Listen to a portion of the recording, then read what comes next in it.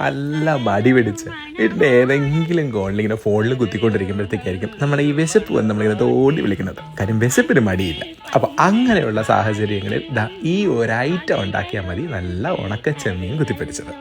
അതിന് വേണ്ടിയിട്ട് ആദ്യം ഉണക്കച്ചെമ്മീൻ അന്നിട്ട് കഴുകി വൃത്തിയാക്കാം.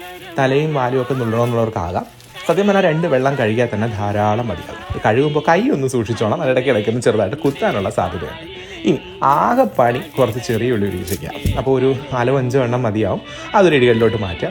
ഒരു ചെറിയ കഷ്ണം ഇഞ്ചി 2 അല്ലി വെളുത്തുള്ളിയും കൂടെ ചേർത്തിട്ട് ഒന്ന് ചതച്ചെടുത്തിട്ട് ഇരുമ്പ് ചട്ടിയിൽ വെളിച്ചെണ്ണ അങ്ങോട്ട് ചൂടാക്കി അതിലിട്ട് നല്ലതുപോലെ ഒന്ന് മുരിക്കുക. ഒരു 2-3 മിനിറ്റ് ഒന്ന് അതിൻ്റെ നിറം ഇങ്ങനെ മാറി തുടങ്ങുന്ന സ്റ്റേജ് ആകുമ്പോഴത്തേക്ക് നമുക്കിതിലേക്ക് കുറച്ച് കറിവേപ്പിലയും ചേർത്ത് കൊടുക്കാം. അതുപോലെ തന്നെ നമ്മൾ കഴുകി വൃത്തിയാക്കി വെച്ചിരിക്കുന്ന നമ്മുടെ ഉണക്കച്ചെമ്മീനിൽ ഉപ്പ് ചേർക്കാനാണല്ലോ അത് ഉണക്കിയെടുക്കുന്നത്. അപ്പോൾ ആവശ്യത്തിനുള്ള ഉപ്പും കൂടെ ചേർത്ത് കൊടുക്കാം. ഒരു 5 മിനിറ്റ് ആകുമ്പോഴത്തേക്ക് തന്നെ പരിപാടി ഓൾമോസ്റ്റ് കഴിയും.